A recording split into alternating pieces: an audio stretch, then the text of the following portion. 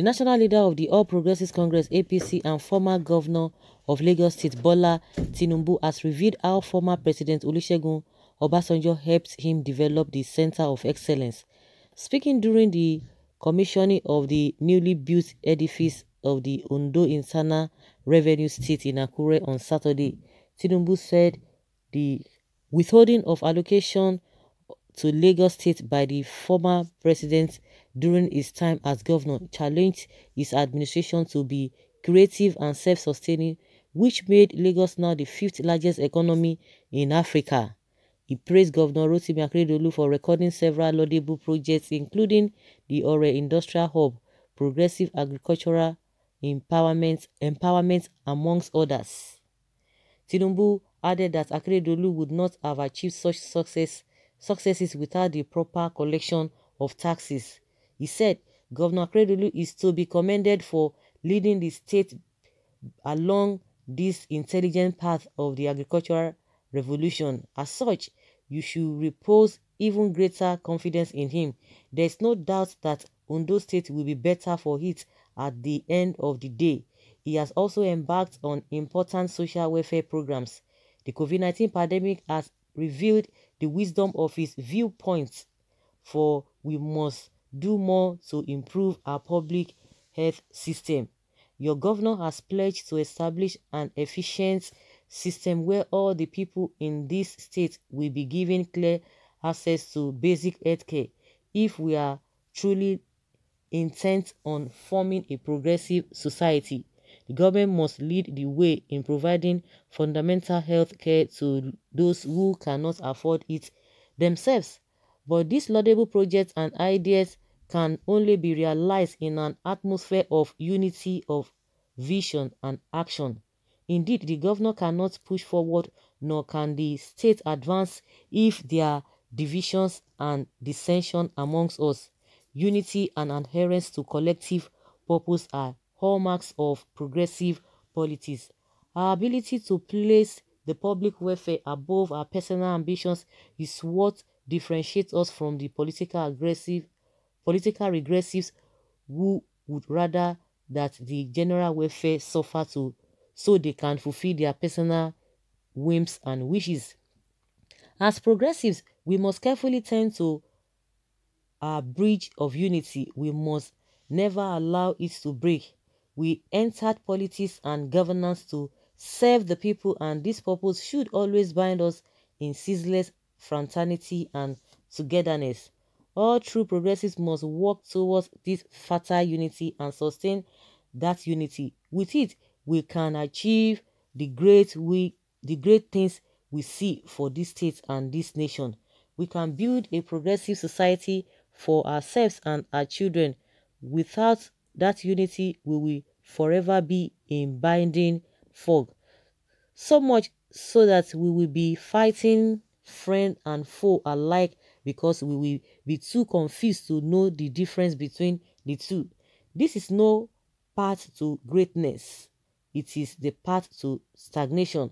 Let us commit ourselves to progressive unity to bring forth a progressive society. There is no other way for this nation to go. We must bring all our people back under the same progressive tent. Our creed is one of public service. This service is bind to region, religion, ethnic groups, or place of origin.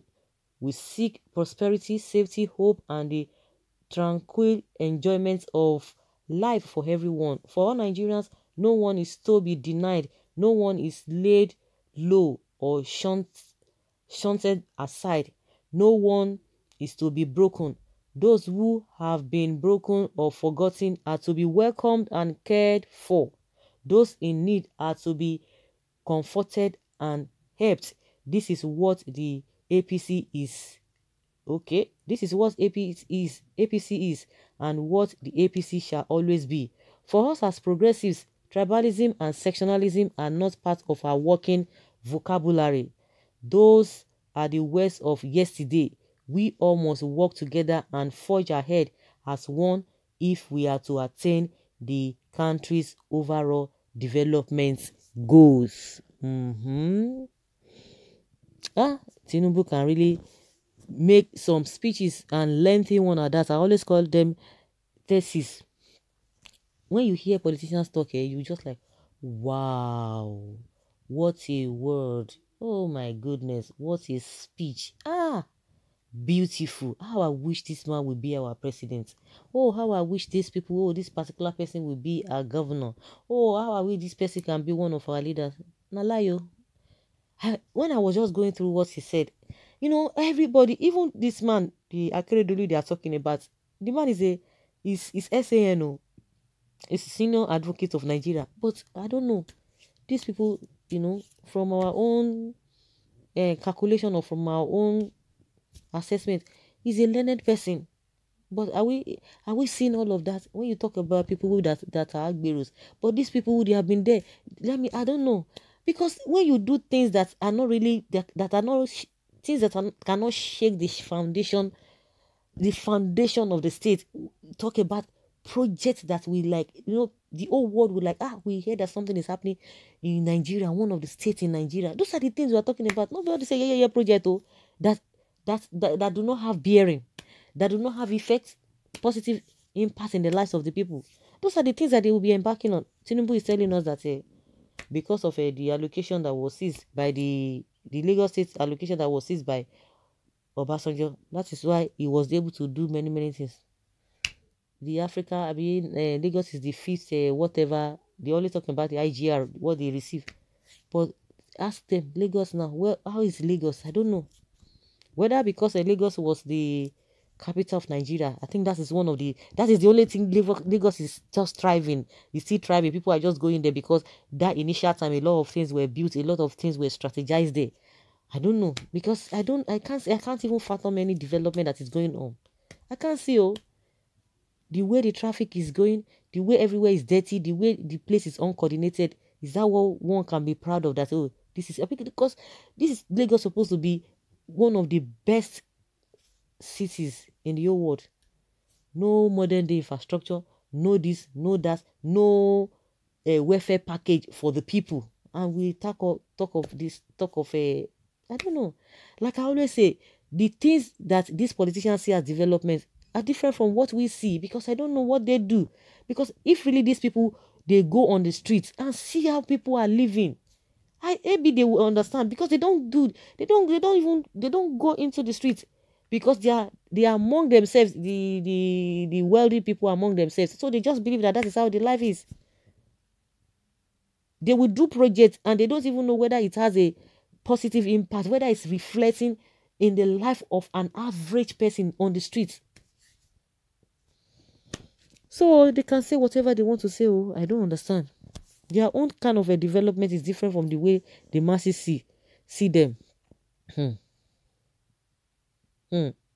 Bola Ahmed Tinubu tenure, nothing to show for it. Your 8 years as governor was a total conversion of state properties to yourself. You, Jeunsuke, I give thanks to Raji Babatunde Fashola and Omo Akinwumi Ambode. The two of them brought development to Lagos. Lagos is fast developing. Which Lagos you develop potholes on roads? You